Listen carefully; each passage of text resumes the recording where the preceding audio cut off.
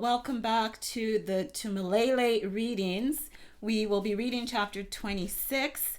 I'm glad you're here. Excuse me. Let's recap 24 and the very short 25. So they are on the cargo ship where Judah is overseeing the group of people there on their way away from Israel. And Nathan and Faith are there also. They are still at odds with each other, unfortunately. We'll just have to bear with them for a bit. Judah shares more about Prince Adoni's ultimate goal, which is to rid the world of darkness and to bring true peace, true light. Whereas the agenda of the Velchgis was to have humanity be its own master. But we know that Keiko Bays doesn't want that. He wants to rule the world. And of course, behind him is the Velchgis. Behind that is Dragon, or Tseb, if you will. I wonder, have you figured out what his name really is yet? I'd be curious to know. Judah also mentioned that only the sovereigns could fix the world. While they were in this meeting on the cargo ship, it was said that they could sense Agios's essence or his presence, though he wasn't seen as on Eden 2, they could still feel him. Okay, excuse me. Back on Eden 2, Captain Nick confirmed that he had suspicions about Vohan Batten. And based on a surveillance video that they were watching, he and Boa. But Agios appeared in the room with them and basically told them to warn Vohan, but let him be, that there was a purpose for him to be there. It was allowed by Sovereign Emperor. And it was revealed to us that Vohan actually was not redeemable, and only Sovereign Emperor could make that decision. So that's sad. Does Vohan yet remind you of anyone? Okay. Also, we witnessed the special moment between Agios and Captain Nick, who became like a child before this ambassador of Prince Adoni, a sweet moment there. We learn more about the world under the mist, that the mist is like this dry air that they've never encountered before. They cannot understand its composition. They can't find its composition. And also, Faith and Nathan encountered an agent of Prince Adoni who protected them from, well, two others of another kind. In chapter 25, we were in Jennies, where Dragon was forbidden to have access to a meeting with the Sovereign Emperor this time. And he had a confrontation with a bright one named Gabriel. Now remember, Agent Mike, or Michael Shankshi's near twin, that's the same guy. All right, so let's jump right in to chapter 26.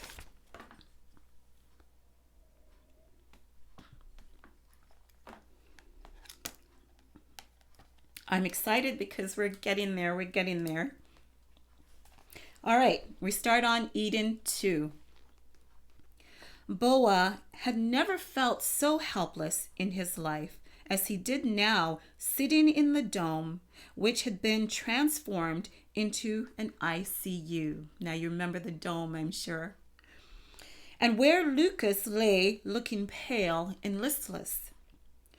Boa had never had cause to enter this space before, and its arching, hollow transparency seemed uncomfortably sterile, impersonal, and final. I told him all he has to do is accept Prince Adoni's cure and he'll get well, Cree said from the far side of Lucas's clinical bed where he stood, capped masked and gowned. "Mr. Boa, make him do it, please." His voice was slightly muffled under the surgical mask, but the pain and grief in his tone was all too clear. Boa looked down at Lucas's still form on the bed. His eyes were closed and he was unresponsive. The blistering rash had spread from his torso to his neck and started appearing on his face. His breathing was labored. Even with oxygen through a nasal cannula, IV antibiotics dripped to contain and prevent secondary infections. A feeding tube in his stomach provided nourishment, since painful sores in his mouth and throat made eating difficult. Various other attachments led to monitors recording his vital signs.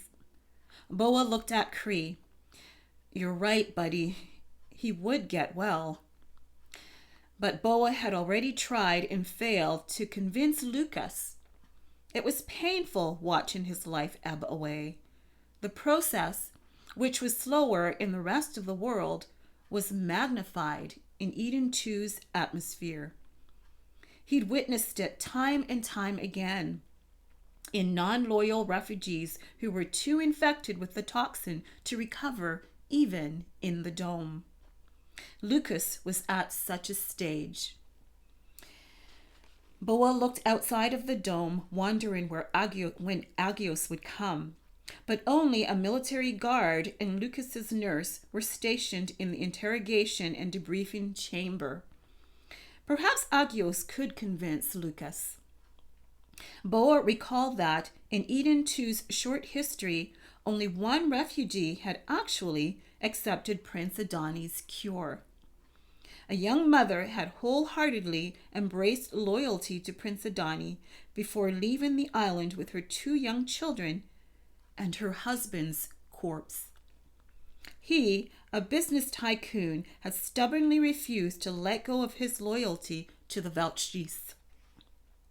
Greed, pain, hate, lies, lust, pride, the list went on, corrupted humanity.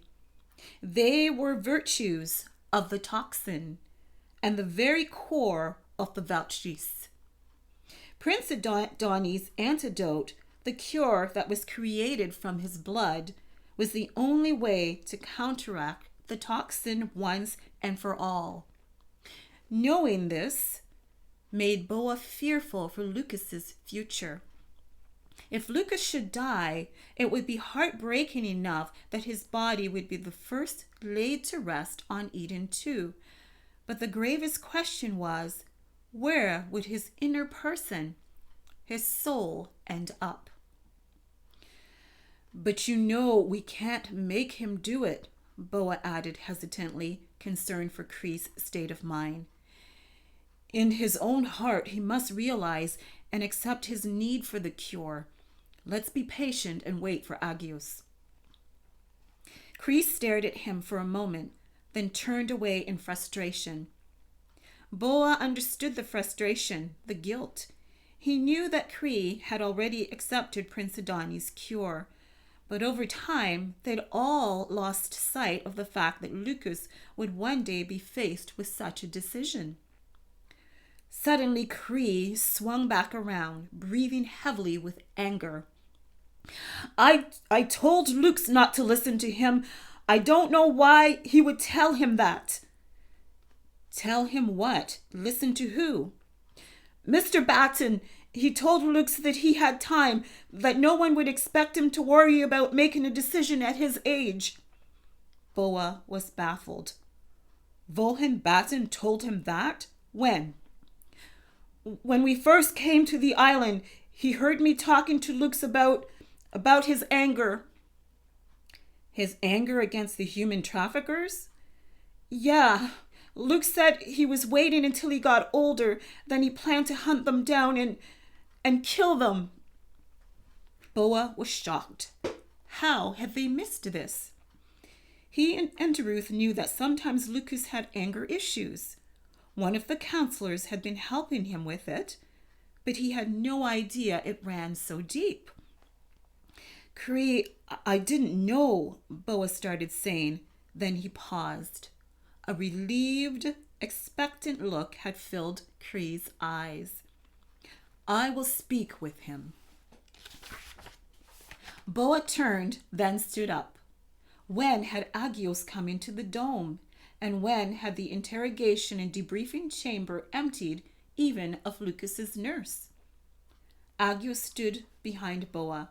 He looked down at Lucas, then across at Cree. Tears filled Cree's eyes, turning them liquid black. Then he started heaving as if he couldn't get his breath. Come, Agios said gently. Let me take your place. Excuse me. Boa perceived there was more weight to those words than maybe Cree understood. Wiping his eyes, the boy moved around the bed to Agios. They stood face to face for a moment. Then the heaving increased, causing Cree's mask to suction in and out. Cradling the back of his head with one hand, Agios pulled him into his arms. The bawling that followed started from deep within the boy. Then it erupted unreservedly. Boa turned away. His chest burned. A tear escaped and trailed down his cheek. It was heartrending. Lucas's illness, Cree's sorrow. All is not lost, loved one, Agios murmured to Cree after the crying finally petered out. You have done well. Now let me take your burden. Boa turned back. Cree was blinking over a soggy mask and looking up at Agios' smiling face. Agios stroked the back of Cree's head for a bit longer.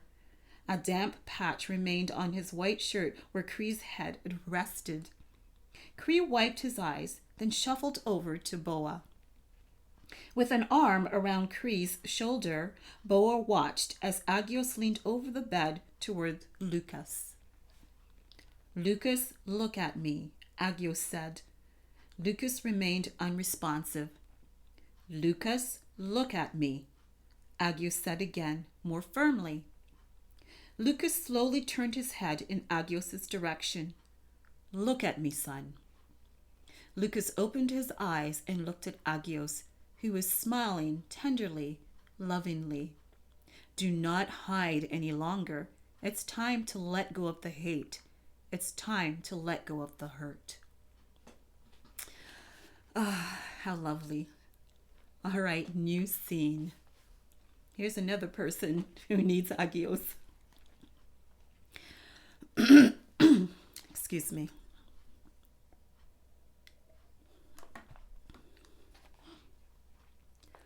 Hope lay listless in her bedroom. Ruth sat by her bedside, trying to recharge her by reading from the Truth Tome.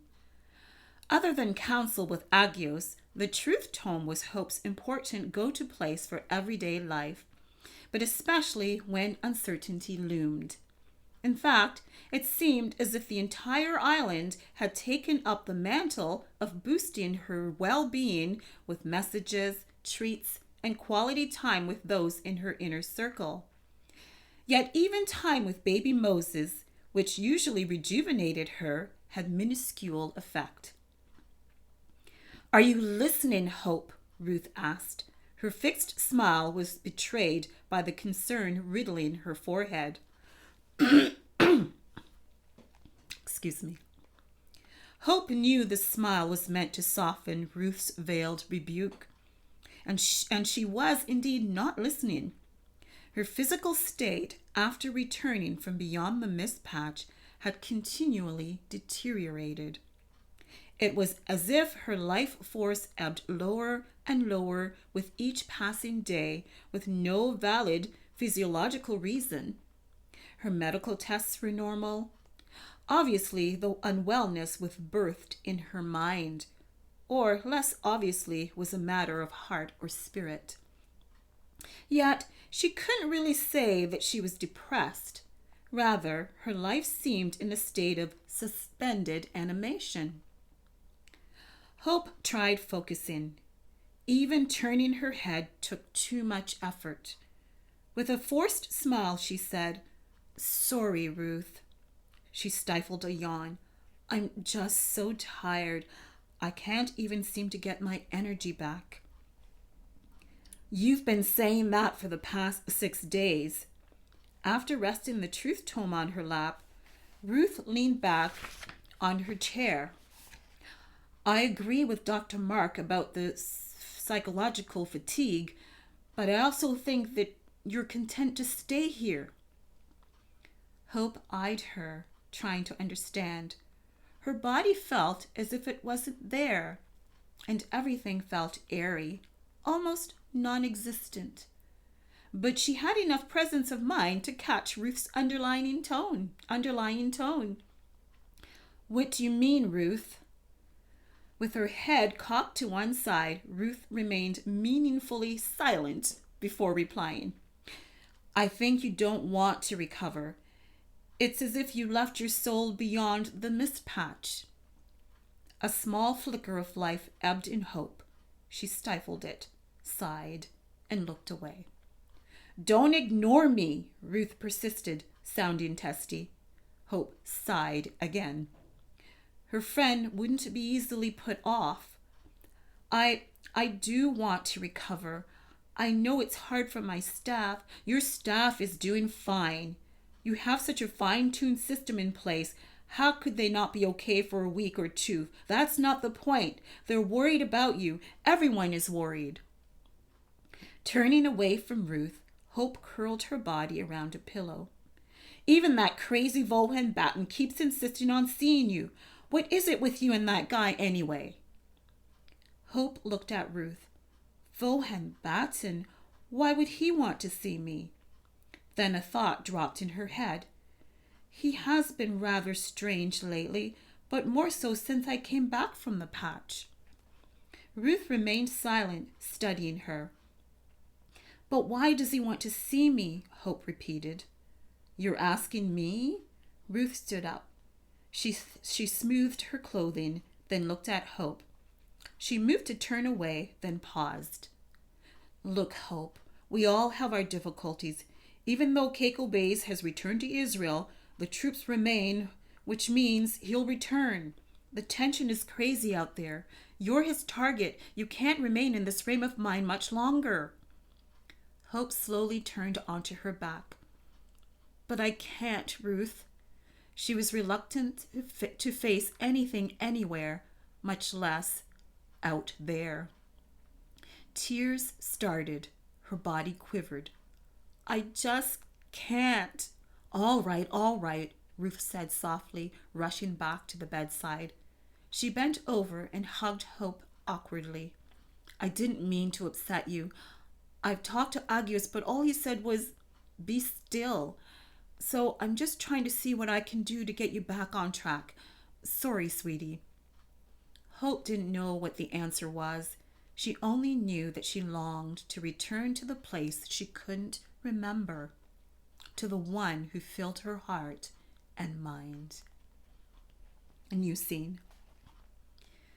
Gideon watched with unabated fascination as Colonel Davenport grilled the magnificent-looking man who was sitting at a table detained in the interrogation and debriefing chamber. It was déjà vu. Agent Mike's near twin had returned. The man wore what looked like a white, fitted coverall, unlike any Gideon had ever seen. Whenever he moved, the material shimmered, seemed almost translucent, but yet durable. He bet not even Gucci or Dior brands could compete with the material. He obviously didn't need the dome, just as he had told the sentries on duty after he'd appeared out of nowhere at the compound gates. He was the perfect picture of health and vitality. He told them he was Gabriel Shinshi. "And you still insist that you belong to the same special ops as Michael Shanshi?" Colonel Davenport asked, from where he was leaning over the table. Gabriel sat on the other side, unmoving, unintimidated. The battle lines were clearly drawn.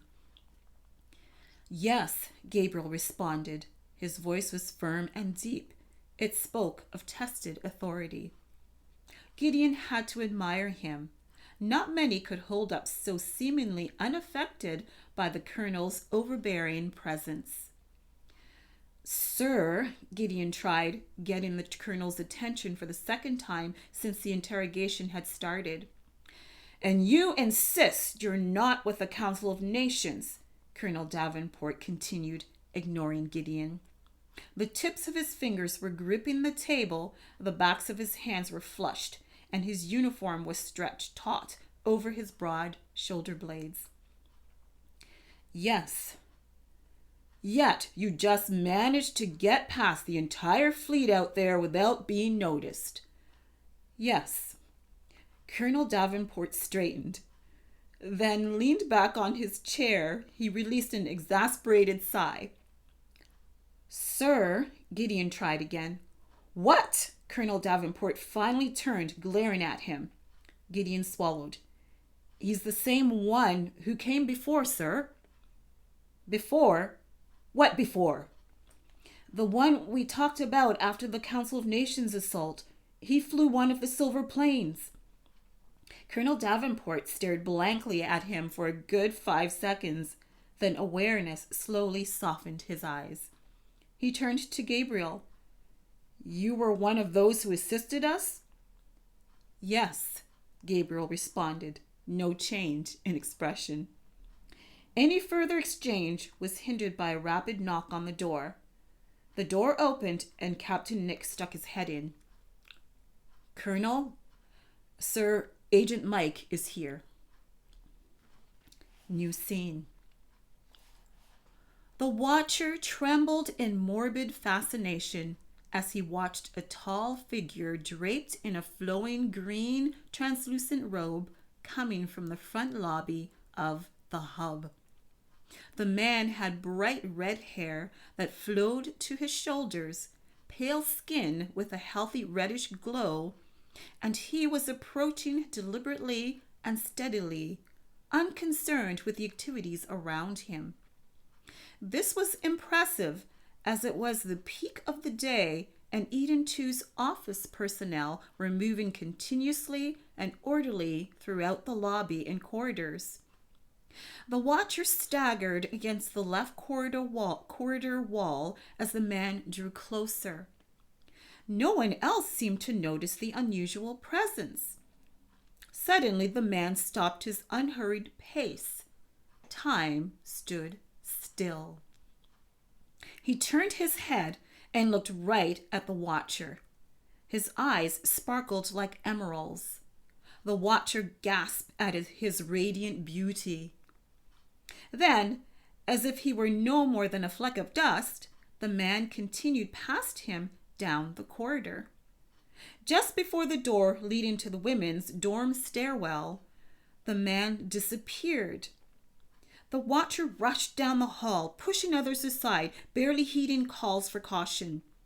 The radiant man was gone. He was nowhere in sight. New scene. Hope had been dozing on and off for over an hour since Ruth had left the room. She had attempted communicating through Triune Connect, but it had been half-hearted. Certainly, Prince Adani was already aware of her present indecisiveness and physical weakness. She knew the sovereigns were all-powerful, all-seeing, and all-knowing. And before Prince Adani had taken her across the mist patch barrier, she'd wondered how this was possible. But now, the intangible impressions left in her mind and heart reminded her that much was still unknown about the universe. After all, even her journey through the mist patch was beyond her imagination. Why should the universe, with multiple dimensions outside of Earth's time, be any different? After easing into a sitting position on her bed, she reached for the aluminum water bottle that Ruth had left on the bedside table. Evening was fast approaching, and someone would bring a meal soon. Not that she felt the need to eat. She only wished to sleep. Hope tipped the bottle and cool liquid flowed down her parched throat. She must look terrible with her chapped lips and dry skin. Dr. Mark had threatened her with an IV drip if she didn't drink. Meanwhile, Ruth had braided her hair in a single thick rope that hung down her back to keep it neat. With the water bottle returned to her bedside table, Hope lay back against the pillows, barely aware of their softness or warmth. Her mind wandered again and again, striving, reaching for the hidden memories of Jennies.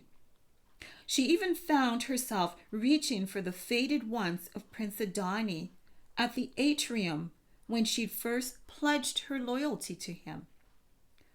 Unconsciously, her fingers reached for the lamb pendant on her chest, moving them slowly over the familiar mound of gold.